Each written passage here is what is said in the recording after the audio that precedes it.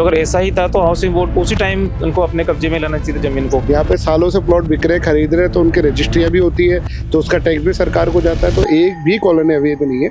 अगर वो आएंगे तो उसका जो विरोध होगा उसका कुछ अलग ही इम्पैक्ट जाएगा।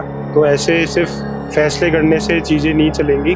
कई लोगों की रोजी रोटी का संकट, लोगों ने अपने जीवन की पूरी पूंजी लगा करके प्लाट खरीदा है, मकान बनाया है। नमस्कार, मैं राकेश लवानिया, आप देख रहे हैं भारत रफ्तार न्यूज़।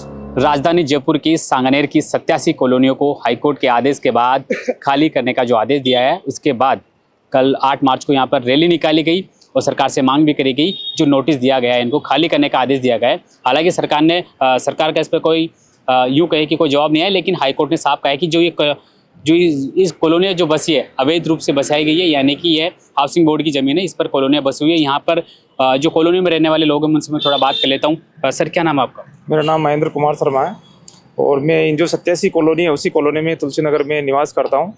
और मेरे पास दायित्व भी है कि मैं वार्ड का अध्यक्ष भी हूँ 100 नंबर का।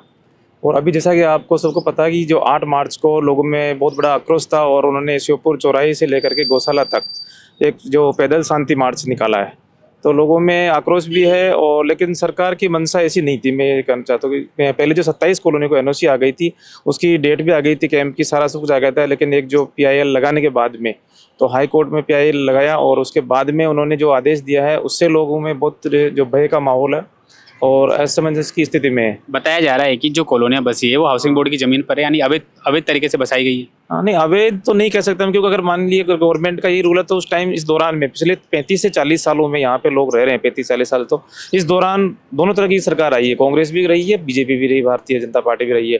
तो अगर ऐसा ही था तो हाउसिंग बोर्ड को उसी टाइम उनको अपने कब्जे में लेना चाहिए जमीन को।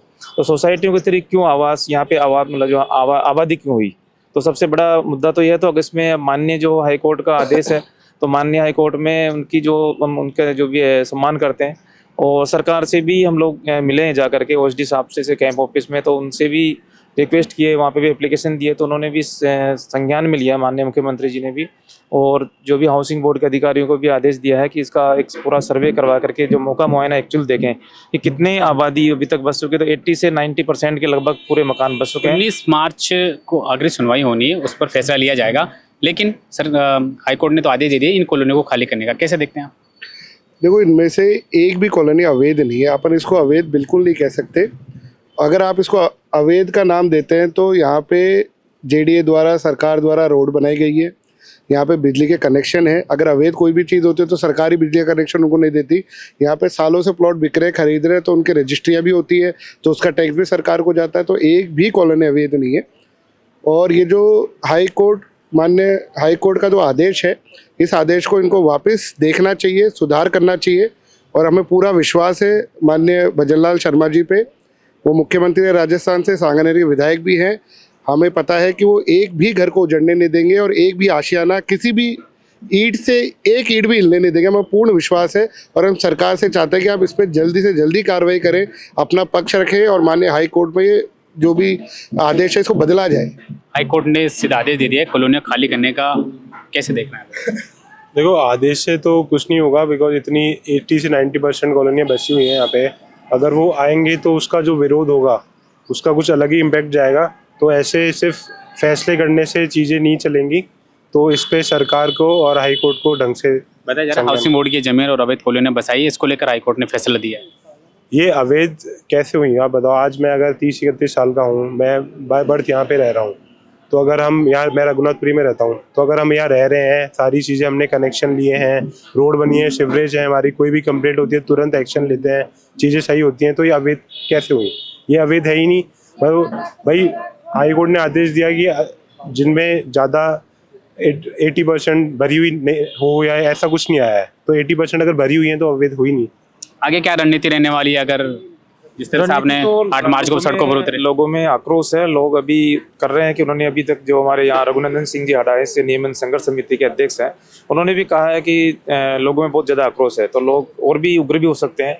तो हम माननीय जो है माननीय मुख्यमंत्री जी से भी और जो यहाँ पे माननीय जो हाई कोर्ट है उनमें भी जो कॉलोनी वाइज भी उन्होंने 1/10 में उसमें पार्टी बनी है कुछ कई 8 कॉलोनी। मार्च को लोग सड़कों पर निकले, क्या स्थिति बन सकती है कि आगामी नगर निकाय के चुनाव इसमें चुनाव का बहिष्कार हो? इसका बहिष्कार तो नहीं, कोई सा ऐसा नहीं कह सकते ना कि भारतीय जनता पार्टी की सरकार ऐसा उसी कार्यकाल में हुआ दोनों कार्यकाल सरकार ने देखा है, लेकिन नहीं जो अपना कहा है इन लोगों ने कि हम चुनाव का बहिष्कार कर सकते हैं तो नुकसान भी हो सकता है।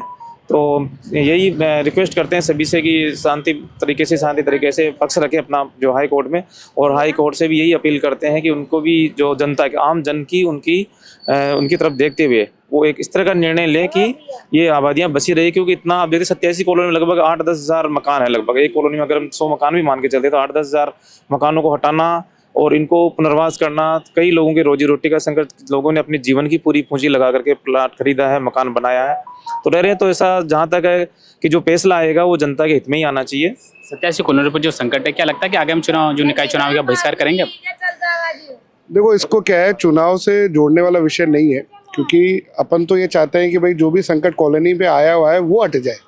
अब इसके बाद चुनाव हो, उससे पहले चुनाव हो, और या चुनाव क्या है, एक बहुत छोटी प्रक्रिया है। यहाँ पे जो लोग सालों से रह रहे, 35-40 सालों से लोग रह रहे हैं, तो उनके मकान बने हुए हैं। अब उसको 5 साल के चुनाव से अपन जोड़ के क्या ही चीज़ों को निष्कर्ष निकालेंगे, तो उससे कोई लेना देना नहीं है। कुल मिला के सरकार को और माननीय हाईकोर्ट को इस पे पुनः विचार करें और इसको बिल्कुल निरस्त करें, और लोगों को जो भी उनका शुल्क लगे, पट्टे दे, चाहे जेडीए दे, चाहे उनको निगम दे, पर उनको पट्टे मिले, उनका शुल्क जमा हो और पूर्ण कार्रवाई के साथ उनको इस चीज़ से राहत मिले।